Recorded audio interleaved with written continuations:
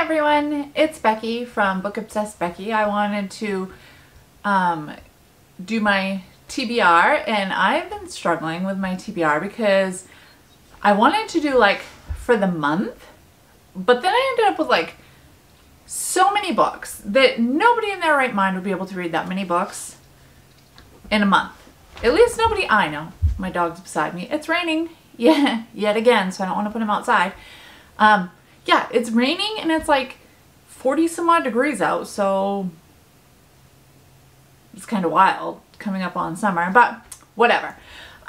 So all the books that I have are stacked right beside me, but this isn't all of the books I have on my TBR. I have a whole digital load that I want to get to as well. So I think my June TBR is probably going to trickle into summer because like I said, there's no way I can do it all. Don't mind the hat. I'm cold. I don't really want to put the heat on. It's set at a certain temperature, so it'll automatically kick on if it gets below that, but I'm kind of chilled. So, and anybody with curly hair knows that the rain is just not kind to it. So I'm rocking the bedhead was in a braid last night kind of look. So yeah. Anyways, let's jump into this because this is going to be a hot minute. So you might want to get yourself a warm drink, maybe something comfy or cozy to sit on, be in, cover up with, whatever, and probably a snack. I'm just saying. Okay, here we go. The first one is Body and Soul Food. So I went book shopping not that long ago and I saw this cute little cozy mystery. I'm going to give you a little blurb, but I'm not going to read like the backs of all of the books because I'll be here forever. So this one, a little blurb says, in the first page-turning book of this new mystery series, fraternal twins Keaton and Kobe will pull double duty when they take down a killer while preparing to open their new bookstore and soul food cafe, Books and Biscuits. And I'm excited about it. Like I said in previous videos, I'm fairly new to the cozy mystery hype, so I'm just kind of picking them up when I see them, but super cute cover, like I said, and I'm hoping to get to this before summer is out. Now I have no idea where I'm going to stack all these books as I go through them. I'm going to put it right here. The next one I'm already reading because it trickled over from my TBR of last month, and that's Big Bones. I was late getting to it in the month, so I'm not very far along, but I'm going to read the back of this one really quick. It says, meet Bluebell, aka Baby, aka Big Bones. She's bold, beautiful, and beginning her summer holiday. But instead of relaxing, she's being forced to write a food diary, and she has a lot to say. Then an accident upturns her family, and Baby finds it's not just the diary bringing unexpected changes into her life. And Max, with the dimples, will they ever move? Latte art and chamomile tea. So that's Big Bones. And I'm liking it so far. I'm only like 30 pages in. This is the other carryover that I didn't finish last month. And I didn't finish these two books last month because I'm going to be honest. I got Disney's Dreamlight Valley for my birthday and it's taken up some time. It's taken up some reading time. It's a serious thing. This is about, I think it was like 4 sleuths, like older people, sleuths living in a retirement village. And they become friends over like jigsaw puzzles and things like that. And somebody shows up dead and they get it in their head that they're gonna solve the mystery. So can they do it? I'm not sure. I haven't read it yet. But I hear this is a really good book. So that's the Thursday Murder Club. All right. Now on to the new ones that I haven't said I was going to read yet. This one is called Bookish People. I got this last summer when I went on a trip to Prince Edward Island. I bought it in a bookstore in Charlottetown and I haven't picked it up yet, so maybe now is the time to do it. It says a perfect storm of comedic proportions erupts in a DC bookstore over the course of one soggy summer week. Narrated by 2 very different women and punctuated by political turmoil, a celestial event, and a perpetually broken vacuum cleaner. This big-hearted screwball comedy features an intergenerational cast of oblivious authors and overqualified booksellers, as well as a Russian tortoise named Kurt and captures the endearing quirks of some of the best kinds of people, the ones who love good books. Honestly, it was the cover that drew me to this book last summer. Another one that I got on that same trip to PEI, I got it in Charlottetown, is called The Boardwalk Bookshop. And this was a cover by, again, I'm guilty of that. I like a good cover. So this is a story of friends who become family, giving each other courage to start over. At sunset every Friday on the beach in front of the Boardwalk Bookshop, the three friends share a champagne toast. As their bond grows closer, they challenge one another to become the best versions of themselves in this heart-achingly beautiful story of friendship, sisterhood, and the transformative power of love. Yeah, I think that sounds good. I mean, I didn't read you the whole blurb, but that's just little snippets of it, and I was hooked. So, well, I was hooked, and I was definitely hooked on that cover, because holy cow. Another one that I was thinking about picking up this summer is The Bookwomen of Troublesome Creek. I think this is like going to be a movie or a show or something. I think that's what I heard. I'm not sure. But I was thinking about this one because this sounds really good. It's a book about books. So again, a score. This one says a lush love letter to the redemptive power of books. And it's inspired by the true blue-skinned people of Kentucky and the brave and dedicated Kentucky Pack Horse Library services of the 1930s. So it says the folks at Troublesome Creek have a scrap for everything except books, that is. Thanks to Roosevelt's Kentucky Pack Horse Library project, Troublesome's got its very own traveling librarian, Cussie Mary Carter. That's quite a name. Cussie's not only a bookwoman, however, she's also the last of her kind. Her skin a shade of blue unlike most anyone else. Not everyone is keen on Cussie's family or the government's new book program, and along her treacherous route, Cussie faces doubters at every turn. If Cussie wants to bring the joy of books to the complex and hard-scrabbled I can't say this word, people that live in Kentucky, she's going to have to confront dangers and prejudice as old as the Appalachians and suspicion as deep as the holler. So, yeah, I just thought this sounded really, really good. And the front says an unputdownable work that holds real cultural significance. So, yeah, I was hooked. And I'm digging her outfit, at least what we can see of it. The other soft cover I have here is The Last Garden in England. I've seen this on people's channels, and I can't remember, maybe it was last year, but the people that I saw said that they really enjoyed reading it. So it's poignant, unforgettable tale of 5 women connected across time by one very special garden. And it goes from present day to 1907 to 1944. And it just, I don't know, the cover's beautiful. It says it's captivating, immersive, and enchanting. I just was really hooked. I'll tell you what it's about based on the back blurb here. It says, present day, Emma Lovell has dedicated her career to breathing new life into long neglected gardens. But when she gets the chance of a lifetime to restore the grounds of the famed Highbury House, Emma begins to uncover secrets long buried in the garden's past. 1907. Talented and ambitious, I don't know how to say her name, Vanetta Smith, is the garden designer to the newly wealthy looking to show off their sumptuous country houses. She arrives at Highbury House determined to make the gardens a triumph, never expecting that they will change her life forever. 1944.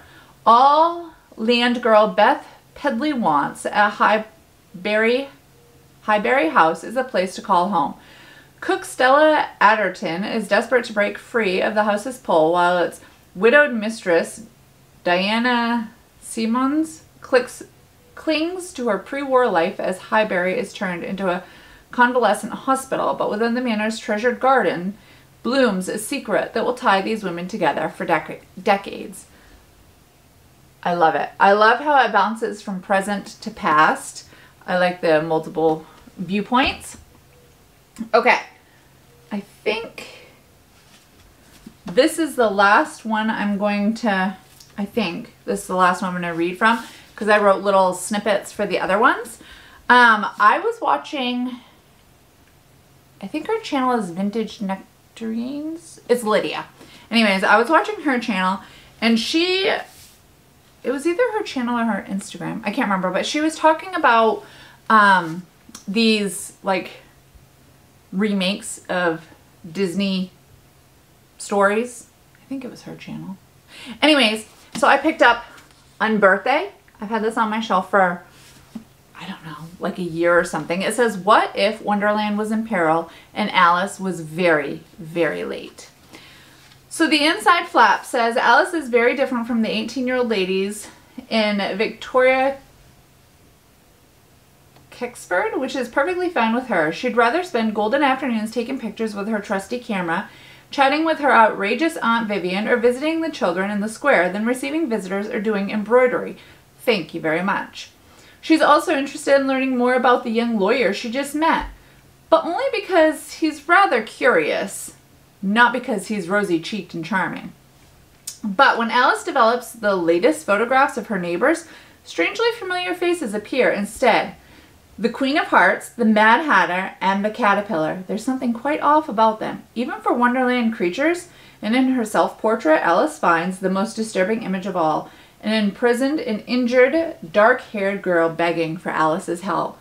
Returning to the place of nonsense from her childhood, Alice finds herself on a mission to stop the Queen of Hearts' mad military march across Wonderland and to find her place in both worlds. But will she be able to do so before the end of time? So, I love Alice in Wonderland. I love Disney to begin with. But my son is obsessed with the, I think, if I get this wrong, he's going to be so upset. I think it's the 1954 cartoon of Alice in Wonderland. He loves that movie. And his favorite character is the Cheshire Cat. Mine, obviously, is the Mad Hatter because, hello, of course he is. But this is that. This is that one anyways. Unbirthday. A Twisted Tale. Okay, so this next pick I bought the other day at a bookstore. And I picked it up because Oprah. I mean, I love Oprah. And this is like one of her newest book club picks. It's called The Covenant of Water.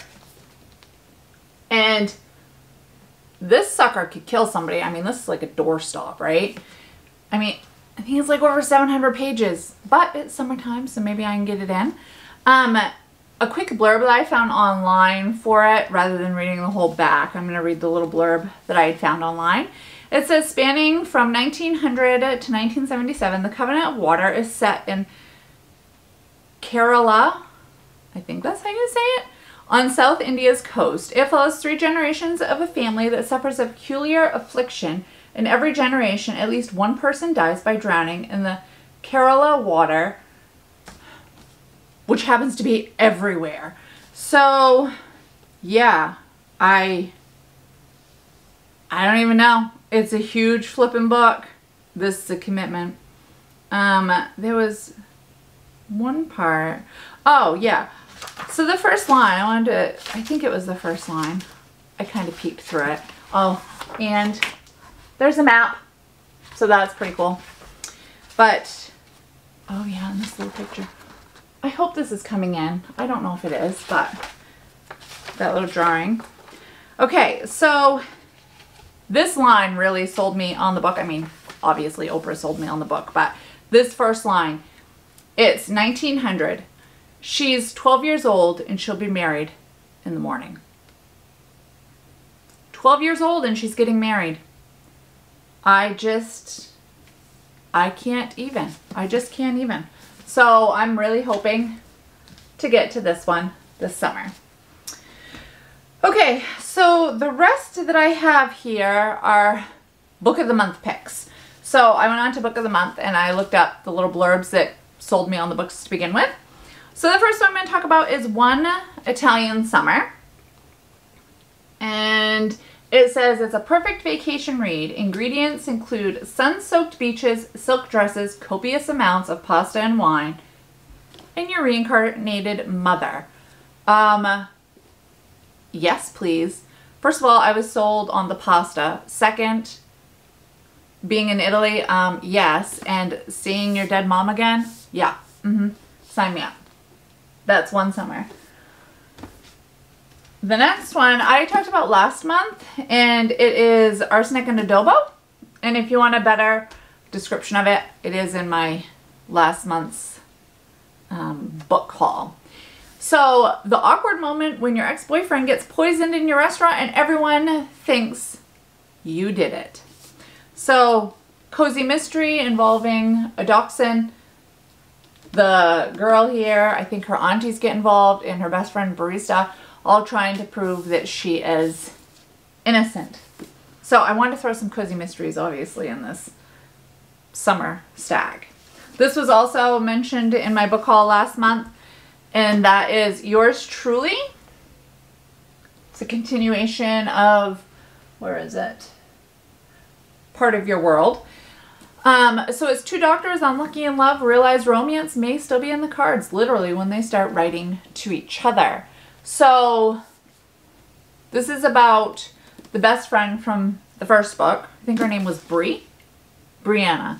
And she is a doctor in, I think, the emergency room. She's got a brother that is desperately in need of a new kidney, and a new doctor shows up, and she thinks he is going to get the position that she has been wanting. So she automatically doesn't like him. And then he offers her a gift that, like, she can't refuse because her brother needs it, and that's a kidney. And it's about their relationship building. So that sounded really good. This last one is from, it's not the last one in the pile, I can assure you, but the last one that I talked about last month is The Secret Book of Flora Lee. Right? Yeah. And it says, when a book bearing marks of her family's World War II past falls into her hands, a rare bookseller goes searching for answers. So this one, I can't remember the names. Oh, Hazel is the 14-year-old and Flora is the 5-year-old. They go to live in this home. I think the woman that they go to live with is named Bridie, and her son is either Henry or Harry. They go there, and Hazel creates this imaginary world for Flora and her where they can explore and be themselves, and nobody else knows about it. And it is called Whisperwood. That's the imaginary world. Well, this book shows up to Hazel after her sister has gone missing back when she was 5. Now Hazel's an adult, and this book shows up, and it's called Whisperwood and the River of Stars. Well, that piques Hazel's interest because her and Flora never told anybody about Whisperwood. So she's wondering if this holds clues. Sorry, my dog's here. If this holds clues to what happened to her sister, or if her sister is still alive. So super eager to get to that. Another one, I got this a while ago from Book of the Month, and it is called The Change. Yeah, The Change. Beautiful cover, by the way. It says, when 3 women suddenly get spooky powers, they do what must be done. Solve crimes and exact revenge on the patriarchy. I've heard somebody talk about this. I can't remember if it was on Instagram or YouTube or something, but it's about these women. They're like on the cusp of turning 50 or something. It really interested me. It says, there's a little spot in here that says, a gloriously sharp and funny modern saga about 3 women who discover that midlife brings a whole new type of empowerment, putting them on a collision course with the evil that lurks in their wealthy beach town. Yes, please. Dexter, sorry, my dog, he's down here. And of course he's gonna misbehave now because I'm recording. So this is why he's usually outside. Thank you. Everybody, this is Dexter, the crazy boy. Yeah, okay. So I'm going to pause for a minute and see if I can get him a treat and get him settled down so I can finish. Did you hear that? That's him yawning. So I can finish the rest of this video. Okay, I'll be back in a second. Okay, I'm back. So I stuck him outside. It's not raining for the second, so you might hear him barking in the background. I'm not really sure. So I'm going to try to be quick. But the other one that I wanted to read is Weyward, and it's an ode to the natural world and female power. This lush generation spanning novel is equal parts daring and inspiring. So it takes place in 2019, 1619, and 1942. Yes. I think this is going to be amazing. 3 women spanning time, all going back to Weyward Cottage. Yeah, I think it's going to be really good. It says, I'm a wayward and wild inside. And the cover, I mean, look at it. So pretty. This next one, I'm not really sure how to pronounce the title. I'm gonna go with Maame. I don't know if that's right. But I don't watch TV really. I watch YouTube, but I think her name is Jenna Bush. Is that her name? The one that does a show with, is it Hoda? I don't know. It's like the Today Show or Good Morning America or something. Probably somebody on the other side of the screen is screaming at me what it is. But I saw that she had picked this for a book club pick. And I've seen it pop up on other people's TBRs, and it just sounds really good. It is a coming of age that involves, coming of age is hard work, but this heartwarming story of self-discovery has plenty of laughs and wisdom to spare too. So, I think it's about, is it a millennial woman? I'm not really sure. But it takes place in London, so that's a score for me. Not that I've ever been there, but I desperately want to go. So that's Maame? Maybe? I don't know. Another pick that I got a while ago, I think this was, I can't remember what month's pick this was, but it's called Really Good Actually. Maybe it was the February pick for Book of the Month. I can't remember. Really good actually, and I love the cover. It says, sometimes after a breakup, you just need to lie face down and let the mascara and tears flow freely. This book gets it. That doesn't really say much, does it? No. On the inside, it says, a hilarious and painfully relatable debut novel about one woman's messy search for joy and meaning in the wake of an unexpected breakup. From comedian, essayist, and award-winning screenwriter Monica, good Lord, I have no idea how to pronounce his last name. Heisey? I'm not really sure. But it's about Maggie, who was married for only 608 days, and then she became divorced. So this is her getting her life back, I think, after that. And yeah, she doesn't look fine, but I'm excited for it. So I have 3 more books here to talk about. I told you it's a huge stack, and this isn't even the digital stack yet. The next one, I bought this a year ago, I think. It's The Invisible Life of Addie LaRue. So I have never read anything by this author, but I'm very excited to start. It says, a life no one will remember, a story you will never forget.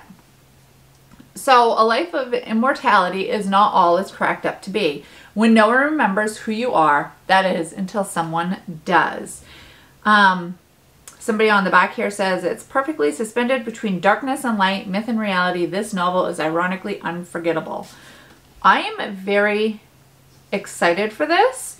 It says, Victoria Schwab sends you whirling through a dizzying kaleidoscope adventure through centuries filled with love, loss, art, and war, all the while dazzling your senses with hundreds of tiny magical moments along the way, says Naomi Novik, which I really liked her book, Spinning Silver. I read that last year. And the inside. I just think that's really pretty. So yeah, I'm stoked to get to this one this summer. And I have heard, well, I've heard mixed things about this. Some people really love it, some people not so much. I'm hoping I'm one of the really love it people. So my book of the month, or this month, came with 2 books, and I'm excited about them. I'd never heard about them, which seems to be the case for a lot of the book of the month books that come across. I don't tend to hear about. This one is called The Ink Blood Sister Scribe. This is what it looks like, and I kind of love the cover. This is an epic adventure with 2 estranged sisters who bear the weighty responsibility to protect their magical family library. So it involves, I don't know, something happens and they come back together again. I'm not really sure. It says, in this spellbinding debut novel, 2 estranged half-sisters tasked with guarding their family's library of magical books must work together to unravel a deadly secret at the heart of their collection. A tale of family, I can't say this word, it's family loyalty, and betrayal and the pursuit of magic and power. Yeah, I just think that sounds kind of fantastic. Maybe it would be a better fall read, but let's go on the Summer TBR. And the other one I got from Book of the Month this month is The Wishing Game. And it says, moving transportive story that follows 4 bookish souls competing for a rare book from their favorite author. And it goes like the little blurb here. Says, years ago, a reclusive, mega-selling author quit writing under mysterious circumstances. Suddenly, he resurfaces with a brand new book and a one-of-a-kind competition offering a prize that will change the winners' lives. And I think it has to do with, I think there's an orphan involved, and this girl wanting to win for the orphan boy that she's been dealing with. I'm trying to see. Yeah, he's 7 years old and she's 26 years old. But yeah, well, frankly, it was the cover that sold me. I mean, look. Books and books and books. Yes, please. So yeah, I don't know how many books this is. There's a ton. Let me see. 1, 2, 3, 4. So that's 16, nope, 16, 17, 18, 19, 20. So that's 20 books I've just talked about. And that's not even my digital ones. So I might do another video just talking about the digital ones. There are ones that I am going to have to get to on there this summer. Like there's a time frame I have to have them done by because they're ARCs or because it's a book club book. So yeah, and who knows, I might not even stick to this ginormous TBR. Like I said before, I'm a mood reader, so I may just scrap all of these and pick something completely random and totally different. I'm not really sure. But yeah, maybe you've read some of these. Maybe there's something here that will interest you. Let me know. And let me know what you're reading this month or this summer if you're crazy like me and can't just narrow it down. But yeah, I probably should end the video here because my dog's outside. It's kind of rainy. It's cold. I feel a little bit bad. But as you saw earlier, he's a bit crazy. You heard him scream yawn, and like you saw him coming up into the picture. So it's very difficult to record with him in the house.